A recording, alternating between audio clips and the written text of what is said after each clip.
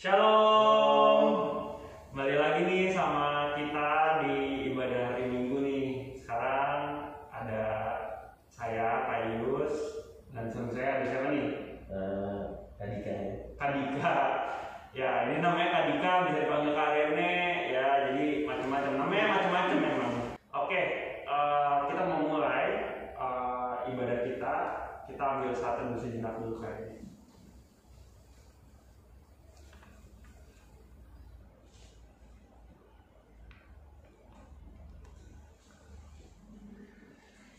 Oke, kita mau mulai dengan lagu pembuka. Itu dari Kidung Jemaat 17, Tuhan Allah Hadir.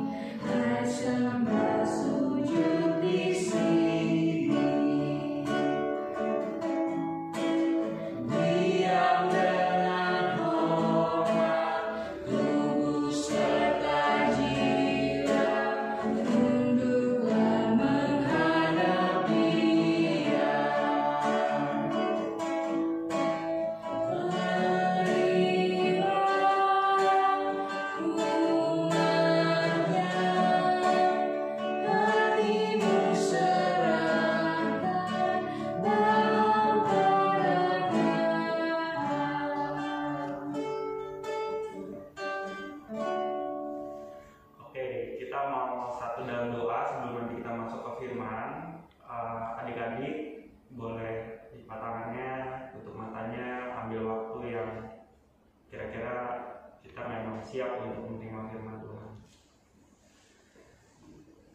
Tuhan, kami mengucap syukur untuk setiap waktu yang Tuhan anugerahkan untuk kami, sampai kami boleh beribadah dan kami boleh berbicara dengan Engkau Tuhan. Kami percaya kalau ibadah hari ini, kalau dialog hari ini bukan satu arah Tuhan, tapi hari ini kami mau diskusi antara saya dengan Tuhan, antara Tuhan dengan adik layan melalui hamba, dan kami percaya Tuhan bukan Tuhan yang satu arah. Jadi hari ini Tuhan, kami mau belajar firman-Mu. Kalau Tuhan perkenankan, kiranya Roh Kudus boleh melimpahi hamba Tuhan yang nanti akan membawakan firman, juga melimpahi Kak Rene dan teman-teman yang pelayanan hari ini, supaya setiap apa yang kami keluarkan dari mulut kami boleh menjadi berkat untuk adik-adik layan, supaya setiap adik layan yang mendengar tidak lagi menjadi sama tapi boleh diubahkan. Ini kami Tuhan, satu tim yang sama, kami mau sepakat dengan Engkau untuk memberitakan firman Tuhan. Amin. Oke, kita berdiri nih kali ini baca firman-Nya. Gitarnya boleh ditaruh dulu. Adik-adik siapin Alkitabnya ya. Ya, jadi dibuka kitabnya dari kitab Markus. Oke. Dari Markus 1 ayat 16 sampai 20. Nah, nanti saya sama Kak Rene ganti-gantian bacanya nih. Adik-adik juga baca di rumah ya. Ingat, kalau bisa diperkatakan. Jadi firman itu harus keluar dari mulut supaya hidup. Oke, saya baca pertama, nanti selanjutnya Kak Rene. Markus 1 ayat 16 sampai 20 dengan judul perikop Yesus memanggil murid-murid yang pertama. Ketika Yesus sedang berjalan menyusur danau Galilea, ia melihat Simon dan Andreas, saudara Simon. Mereka sedang menebar jala di danau sebab mereka penjala ikan. Yesus berkata kepada mereka, "Mari, ikutlah aku dan kamu akan kujadikan penjala manusia." Lalu mereka pun segera meninggalkan jalannya dan mengikuti Dia. Dan setelah Yesus meneruskan perjalanannya sedikit lagi, dilihatnya Yakobus, anak Zebedeus, dan Yohanes saudaranya, sedang membereskan jala di dalam perahu. Yesus segera memanggil mereka dan mereka meninggalkan ayahnya Zebedeus di dalam perahu bersama orang-orang perahannya, lalu Karena boleh duduk. Thank you karena ini udah bantu baca. Oke, hari ini kita baru aja sedang belajar tentang bagaimana Yesus memanggil murid-murid yang pertama. Jadi ini awal mulanya dari akhirnya terbentuk 12 muridnya Yesus nanti karenanya. Nah, pertama-tama yang dipilih sama Yesus adalah nelayan, ya kan?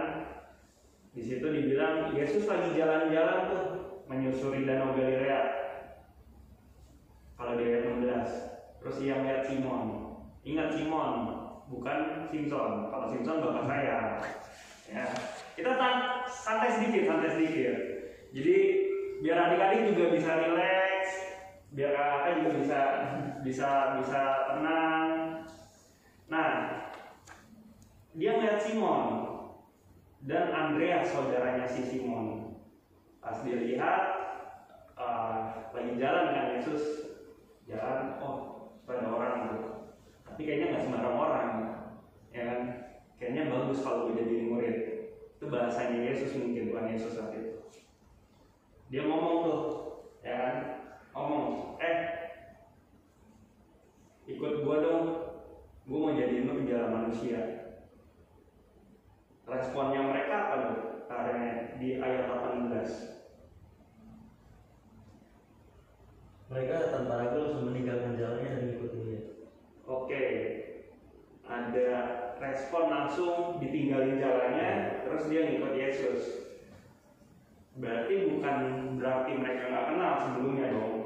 Nggak mungkin dong diajak sama orang baru tiba-tiba langsung pergi aja, ya kan? Jadi sebenarnya teman-teman, pemberitaan tentang Yesus itu udah terjadi sebelumnya, sudah dinubuatkan. Suatu saat suatu saat kamu masyarakat pada saat itu kamu akan menerima seorang juru selamat. Nah, kalau mau dikulik lagi, lihat di Markus 1-nya, ayat yang pertama. Itu sampai dengan ayat yang ke-8. Di situ menceritakan bahwa ada seorang namanya Yohanes Pembaptis. Si Yohanes Pembaptis ini dia tuh yang biasa memberikan baptisan pertobatan. Nah, di tengah-tengah baptisan pertobatan itu dia cerita suatu saat nanti ini akan ada seseorang yang jauh lebih besar daripada saya. Dia bilang gitu.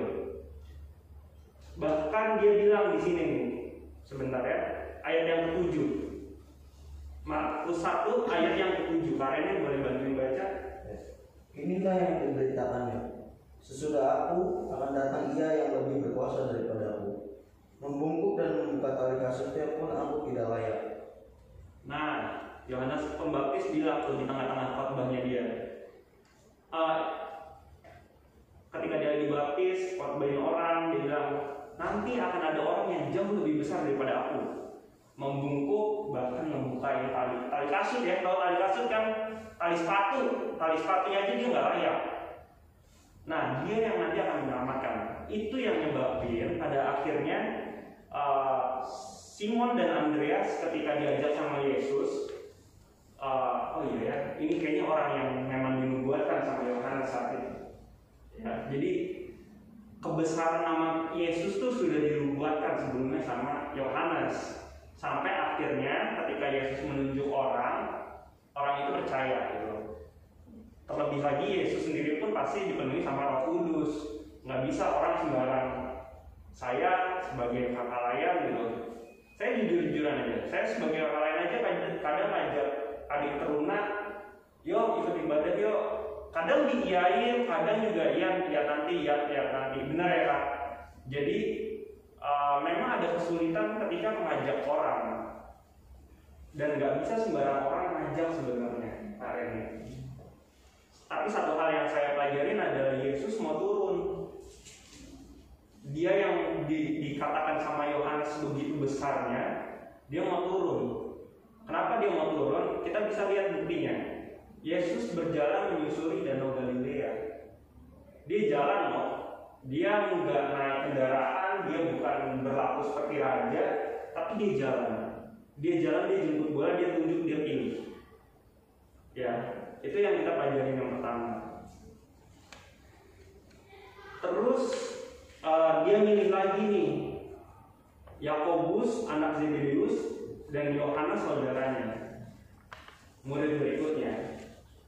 Nah ini lucunya adalah mereka ini adalah nelayan. Kan jadi pertanyaan sama kita sebenarnya, kenapa sih Yesus pilih nelayan saat itu? Kenapa Yesus milih nelayan supaya membantu dia menjalankan pelayanannya? Ya kan? Kenapa dia nggak pilih anak raja? Kenapa dia nggak pilih seorang pemegang politik yang besar? Ya kan, tokoh politik besar. Kenapa dia nggak pilih orang-orang yang memang punya kekuasaan? Tapi dia pilih nelayan. Nggak masuk akal sebenarnya. Iya kan? Nggak masuk akal banget dong. Kakak di sini juga mungkin bisa mikir, kenapa nelayan ya? Padahal kalau kita mau nyari sesuatu yang pergerakan besar, ya lewat politik, bener gak? Kakak pernah lihat gak orang lagi kampanye politik? Oh itu gampang banget ngumpulin orangnya, ya kan? Nah tapi kenapa Yesus pilih nelayan? Karena jawabannya adalah nelayan punya mental yang kuat sebenarnya hari ini. Kenapa Yesus milih nelayan untuk jadi teman-teman pelayanannya? Mirip tuh, nelayan dan pelayan, cuma beda N sama P. Karena mentalnya harus kuat ketika ngalamin pelayanan. Seorang pelaut itu atau seorang nelayan, dia datang bekerja itu dari subuh kayaknya, atau mungkin malam, ya kan? Karena adik-adik pernah belajar geografi, angin dari darat ke laut itu malam menjelang subuh, ya kan? Nelayan-nelayan tuh ngarepin angin sehingga mereka bisa berangkat ke tengah laut itu pakai angin, dan anginnya akan berbalik dari laut ke darat itu pagi. Jadi dari malam mereka udah bekerja, dan di tengah laut itu nggak gampang loh.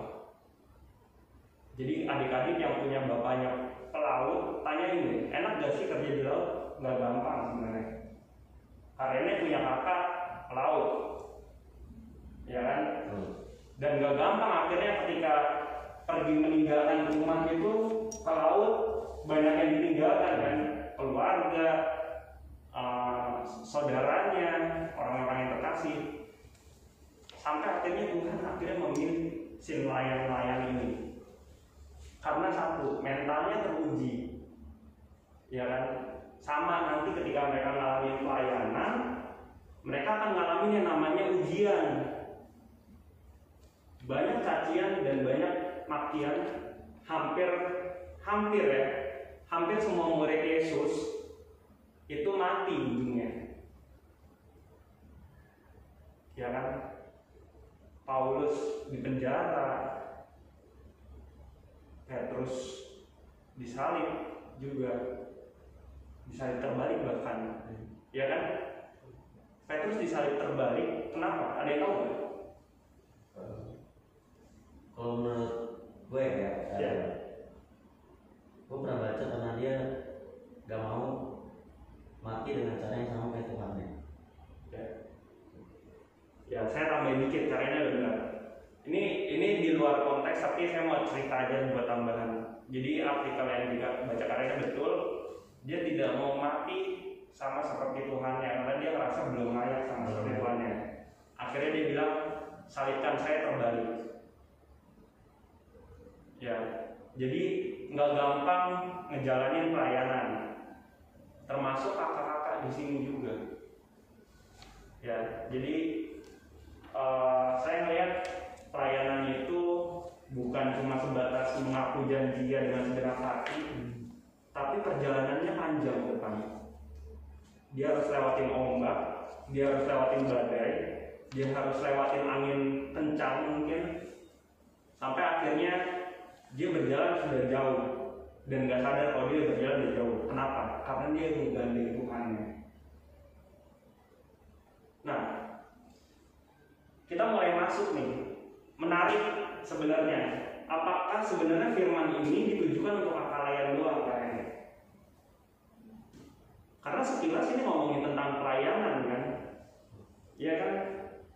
Ketika ngomongin pelayanan ya udah Kak, berarti ini tugasnya kakak layan dong, berarti ini firmannya untuk kakak layan.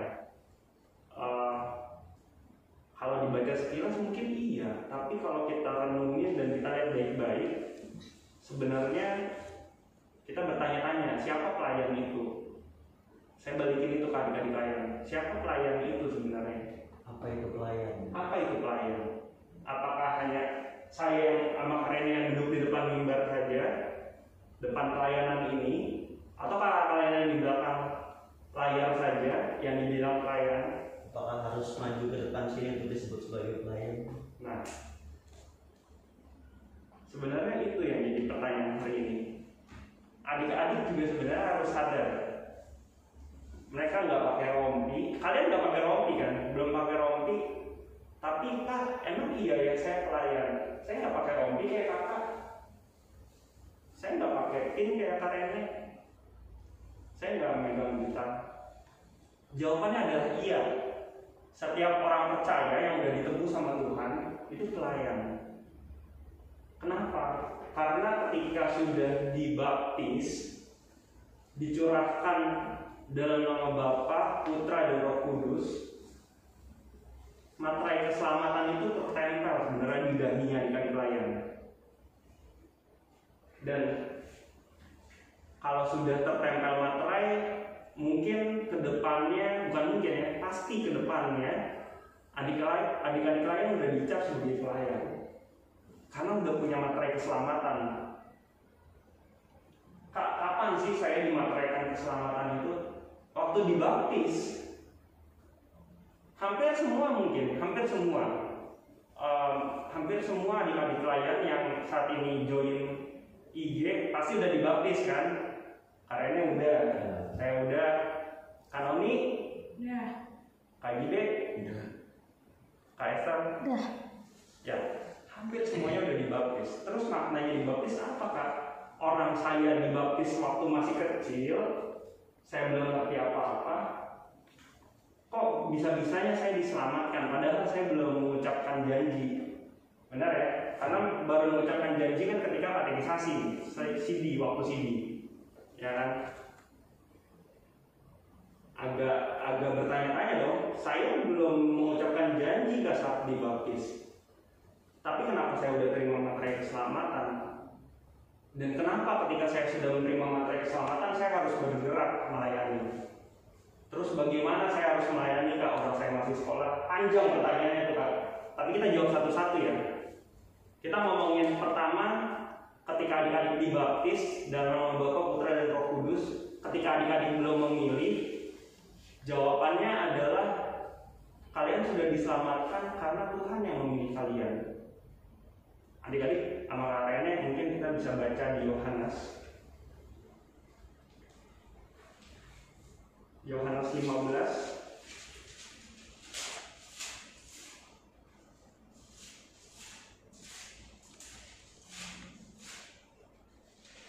Yohanes 15 ayat yang ke-16. Karenanya boleh bantuin baca Kak? Bukan kamu yang memilih aku, tetapi akulah yang memilih kamu. Dan aku telah menetapkan kamu supaya kamu pergi dan menghasilkan buah, dan buahmu itu tetap.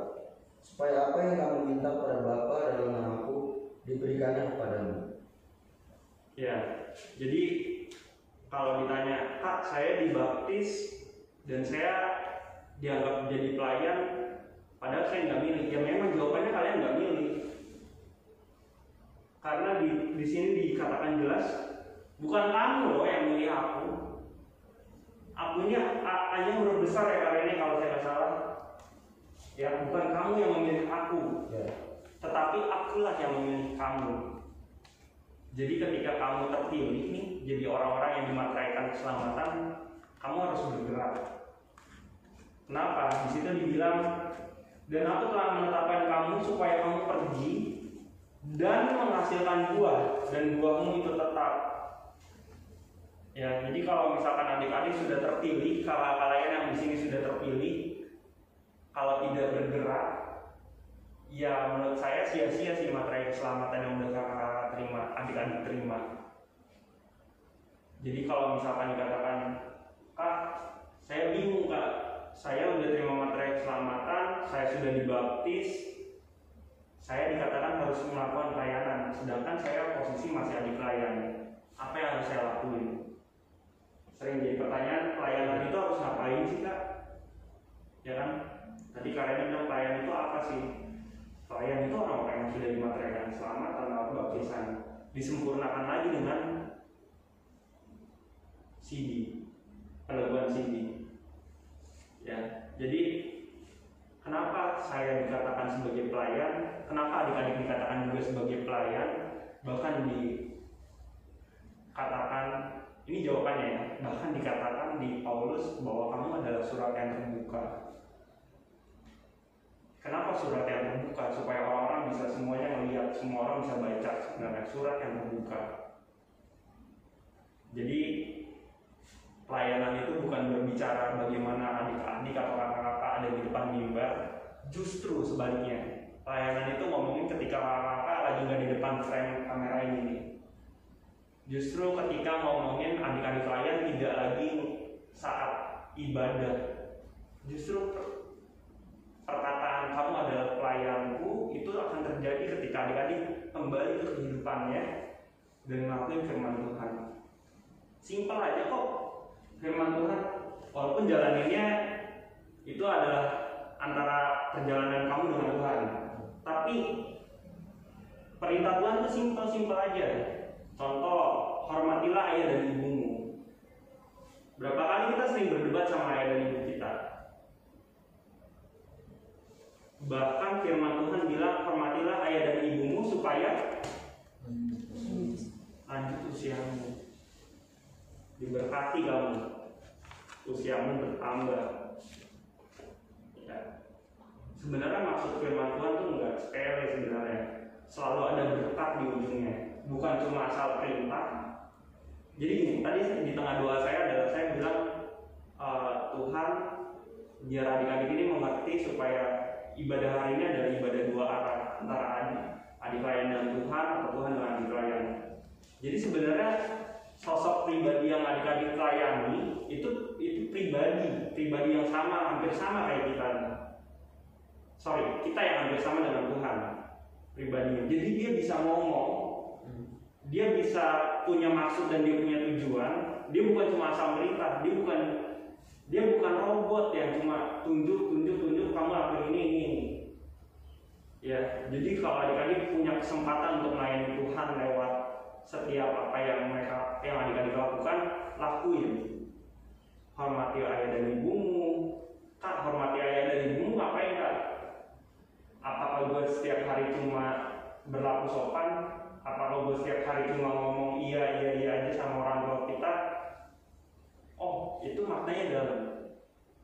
Ngomongin hormati ayah dan ibumu, itu ngomongin kamu menghargai setiap apapun yang kamu lakukan yang diberikan sama orang tua kamu. Pendidikan. Kalau kamu dikasih pendidikan, kalau kamu masih disekolahin sama orang tua kamu, hargai, hormati ayah dan ibumu dengan kasih prestasi ke orang tuamu. Enggak ada pembalasan yang lebih baik ketika adik-adik bawa ke orang tua, "Mah, aku ranking 1." Enggak ada pembalasan yang lebih baik dari itu. Adik-adik mau balikin uang sekolahnya orang tua nggak butuh itu. Benar nggak KGB? Benar nggak? Ya. KGB ini saya izin cerita ya KGB. Silakan. Ini KGB yang ada di kameramen, yang jadi kameramen. Dia posisi sekarang sudah ditinggalkan oleh papa dan mamanya. Kalau dia mau mundur sedikit, kalau dikasih pilihan KGB, apa yang akan dilakukan sama KGB ketika papa mamanya masih ada? Enggak ada yang lain pasti. Kasih mama papa prestasi dari dia. Itu pelayanan yang mahal. Dan ketika adik-adik masih punya orang tua, masih lengkap mama papanya, coba deh hargai, hormati papa dan mama kamu dengan cara kamu balas yang terbaik. Kak, gue harus balikin uangnya, uang sekolahnya. Enggak. Seberapa besar yang kamu kasih nggak akan diminta balik sama orang tua kamu kok. Orang tua kamu nggak hitung-hitungan kok. Tapi ngeliat kamu berprestasi, itu bayaran yang paling diharapkan sama orang. Ya, satu itu. Yang kedua, Kak, pelayanan apakah harus hanya di dalam keluarga? No, pelayanan bukan hanya bicara tentang keluarga. Tadi dibilang di Yohanes itu supaya kamu keluar dan kamu berbuah. Ya kan Kak Rene? Betul. Terus aku harus ngapain Kak? Kamu keluar dari rumah kamu. Setelah kamu bisa jadi berkat buat keluarga kamu keluar. Karena terang itu nggak akan terlihat terang ketika dia berada di tempat gelap. Di tengah terang. Dia akan terlihat jelas ketika dia di tempat gelap. Dikatakan jadilah terang dan garam. Jadi kalau adik-adik saat ini ditempatkan dimanapun, di sekolah swasta, negeri, sekolah nomor 1, sekolah nomor 2, sekolah nomor 3, atau di sekolah yang dikatakan orang sekolah buangan, menurut kakak nggak ada sekolah buangan sih? Karena dimanapun kamu ditempatkan, kamu di situ jadi terang dan garam. Kamu jadi pelayan Tuhan di situ. Kamu jadi surat terbuka buat orang-orang yang ada di sekeliling kamu. Supaya apa? Supaya kemuliaan Tuhan nampak lewat diri kamu. Ya. Jadi kalau ditanya balik lagi, saya selalu mengulangin, Kak, gue gak mau jadi pelayan, gue maunya jadi orang biasa-biasa aja. Soalnya lu gak punya hak untuk milih. Sorry ya, gue udah keluar nih, gue dan lu ya. Lu gak punya hak untuk milih. Kamu gak punya hak untuk milih. Karena kamu yang ditebus. Kamu dibayar lunas. Kak, gue mau pelayanan yang enak-enak aja Kak. Gue mau pelayanan yang nyaman-nyaman aja. Apakah layak untuk orang yang udah ditebus milih? Ditebusnya pakai nyawa loh, pakai darah loh. Bukan ditebus pakai uang lagi.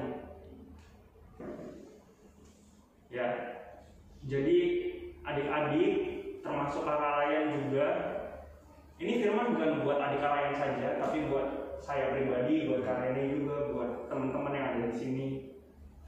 Kita sadar sama panggilan kita, sadar bahwa kita sudah ditebus, menyadari betapa mahalnya penebusan itu, sampai kita harus lakuin sesuatu untuk memuliakan Tuhan.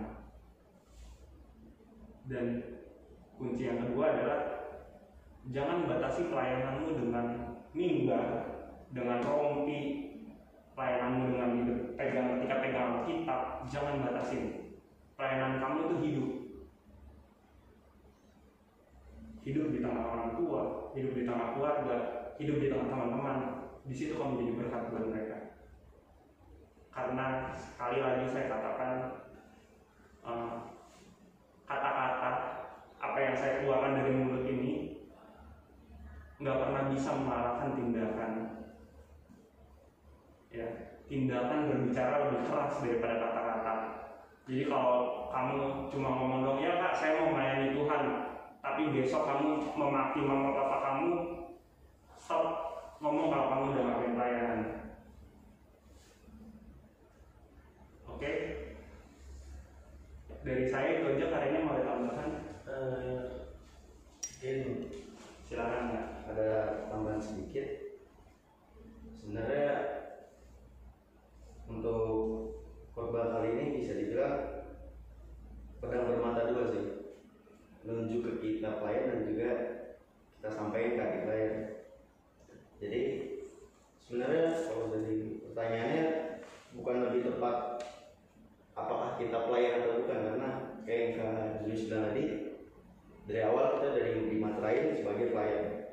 Tapi lebih tepatnya pertanyaan yang harus kita renungi dalam hati, apakah kita sudah bertanggung jawab atas tugas kita sebagai pelayan. Pelayan itu nggak harus yang kayak tadi gitu, maju ke atas mimbar, pakai rompi, dari hal simpel aja. Karena belum tentu orang yang maju dan pakai rompi itu melakukan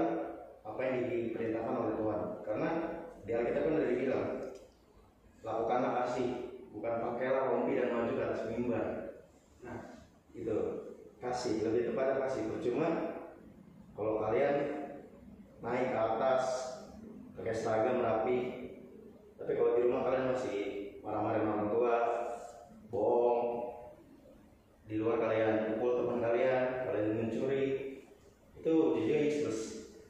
Jadi sebenarnya lebih dimulai dari diri sendiri, dan itu pertanyaan yang perlu direnungkan. Apakah kita sudah melakukan tugas kita sebagai pelayan atau belum? Thank you Pak Rene. So deep. Ya. Itu pertanyaan pamungkas banget Pak Rene. Banyak pelayan yang udah tahu dia diteguhkan di gereja. Banyak adik-adik pelayan yang mengaku, ya Kak saya sudah dibaptis, tapi lupa sama tanggung jawabnya. Ya, tadi Kak Rene nambahin, lakuin kasih deh, kena kasih dalam setiap apa yang kamu perbuat. Bukan kenakanlah rompi ya Kak Rene tadi. Ya, pakai kasih ketika kamu jalan kemanapun. Supaya apa sih? Supaya kamu dibilang baik? Bukan. Nggak penting kamu dibilang baik itu. Supaya kamu dibilang orang yang respect sama teman-teman kamu. Nggak penting omongan manusia. Tapi yang paling penting adalah supaya nama Tuhan dimuliakan. Thank you, Tuhan memberkati. Amin. Kita mau respon dari Kidung Jemaat 370. Aku mau berjalan, sorry bentar ya kayaknya. Judul lagunya aku mau berjalan dengan Juru Selamatku. Juru Selamatku. Jadi kalau dilihat liriknya itu dalam juga. Jadi teman-teman kalau nyanyi kalau bisa tahu maknanya. Kak Julius nggak bisa nyanyinya, tapi Kak Julius belajar untuk memahami maknanya. Jadi kemanapun nanti adik-adik pelayanan, gandeng Tuhan Yesus. Karena kalau mau coba kuat-kuatnya sendiri, mau coba bilang gue kuat pelayanan, jatuhnya nanti dapetnya sakit hati doang. Gandeng Tuhan Yesus, minta dikuatkan. Mau ke lembah terdalam manapun, kalau gandeng Tuhan Yesus, pasti adik-adik bisa jalan. Ayo, ayo.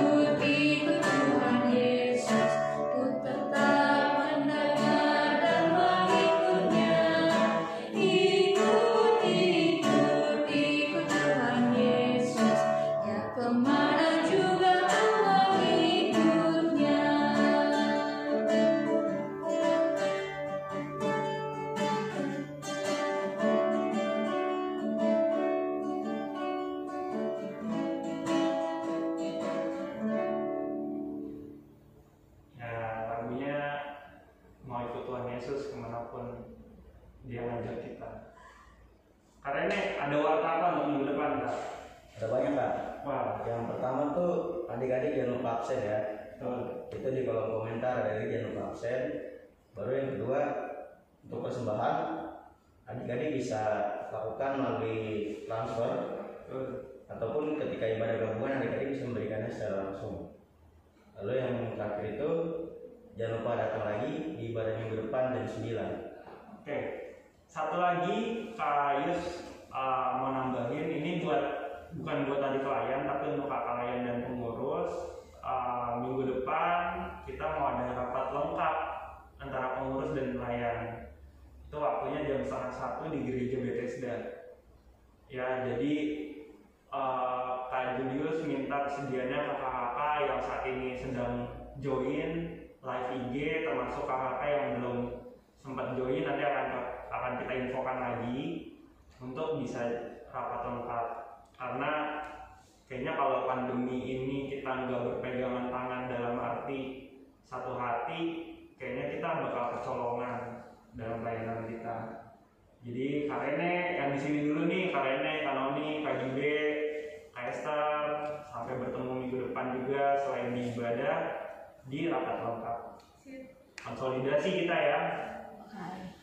Oke, kita mau berdoa.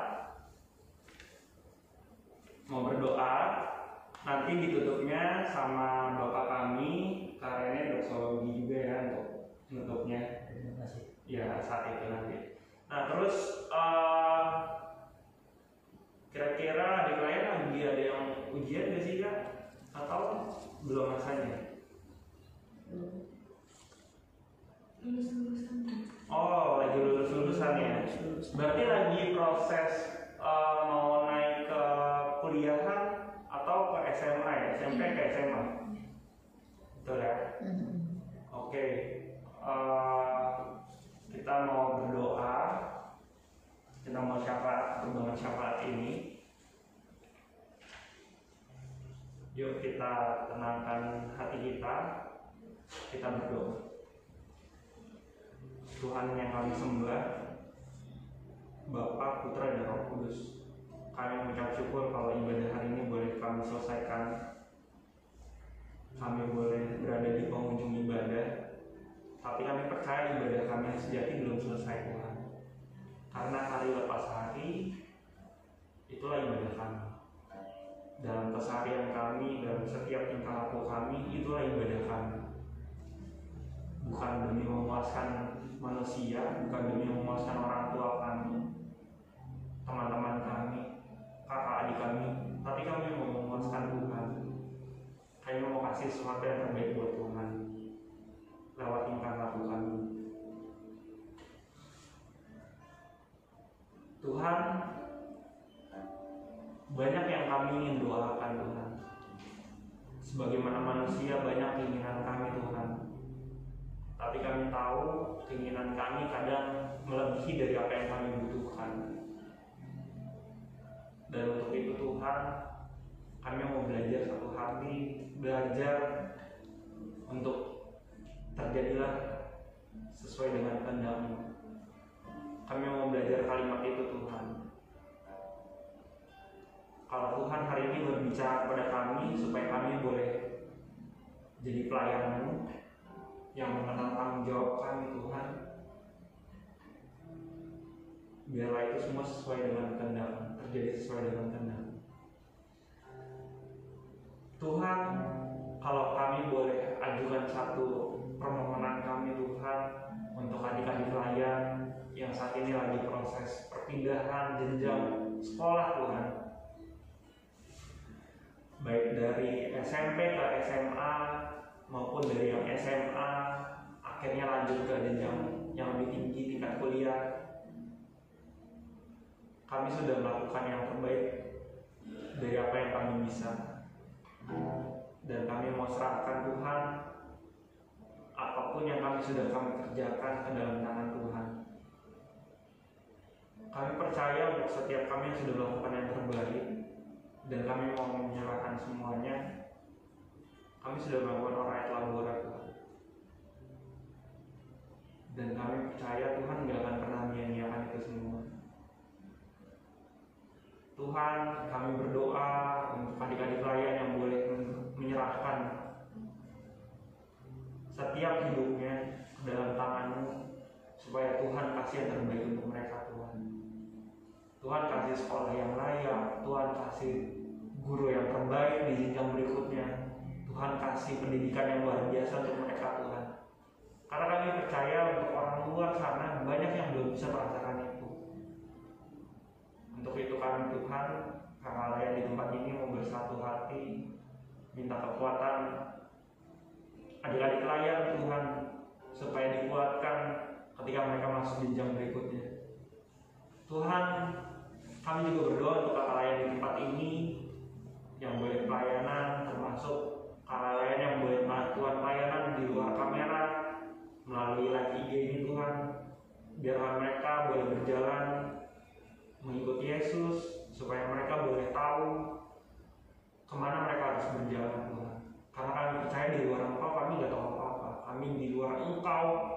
bukan siapa-siapa Tuhan. Terima kasih Tuhan untuk kakak layan ini Tuhan. Terima kasih juga Tuhan untuk adik-adik lain yang boleh mendengar firman-Mu. Kami bukan Tuhan yang bisa mengubahkan mereka Tuhan, tapi kami mau bawa mereka dalam doa kami. Kalau mereka boleh mendengar firman Tuhan, biarlah mereka boleh diubahkan. Mereka nggak jadi sama dan serupa dengan dunia, tapi mereka berbeda dengan dunia. Tuhan, kami juga mau menyerahkan gereja kami Tuhan, BPD Petra ke dalam tangan-Mu. Kalau kami boleh ada serah terima KMJ yang baru, kami percaya siapapun yang ditempatkan di tempat ini Tuhan, Tuhan yang pilih. Kami percaya di belakang dia Tuhan berada Tuhan. Di belakang dia Tuhan, backup dia. Kami mau berdoa Tuhan untuk KMJ terbaru Tuhan.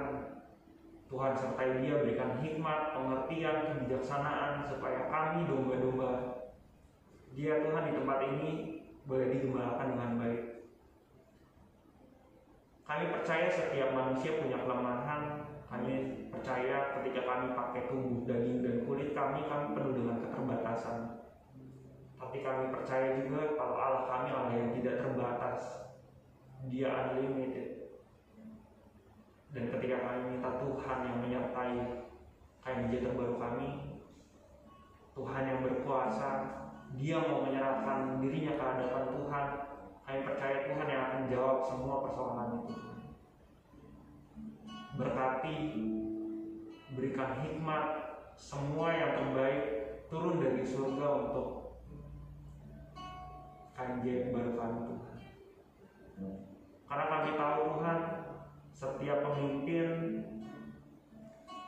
itu sangat akan mencerminkan siapa yang dipimpin Tuhan. Kami dari lingkup terkecil PLK, kami mau berdoa dan satu hati untuk berikan hikmat terhadap KMJ kami yang baru. Tuhan, untuk setiap apapun yang kami lakukan dan kami doakan, kami juga mau menyerahkan PLK Turunan Tuhan. Ada beberapa program yang boleh kami rancang, tapi kami satu hal percaya dan sepakati, kami mau bawa proper kami ke dalam tangan Tuhan, supaya proper kami gak sia-sia, kami gak hanya menghabiskan dana, tapi supaya kemuliaan Tuhan boleh nampak. Ini kami Tuhan, kami mau menyerahkan semuanya dalam tangan-Mu. Biarlah setiap apa yang kami doakan yang jauh dari sempurna ini Tuhan bisa disempurnakan melalui satu nama Yesus Kristus yang telah mengajar kita berdoa. Bapa kami yang ada di surga, dikuduskan nama-Mu, datanglah kerajaan-Mu, jadilah kehendak-Mu di bumi seperti di surga.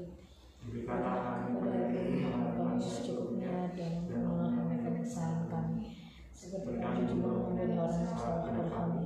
Dan jangan bawa kami ke dalam pencobaan, tetapi lepaskanlah kami daripada yang jahat.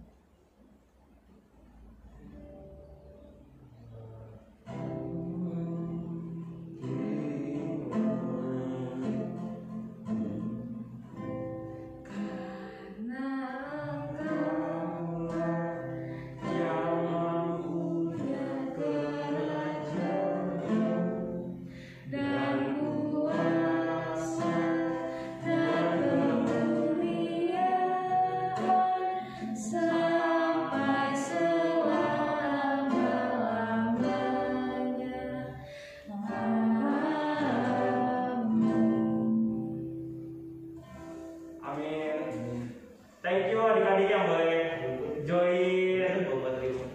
Sampai bertemu kembali. See you.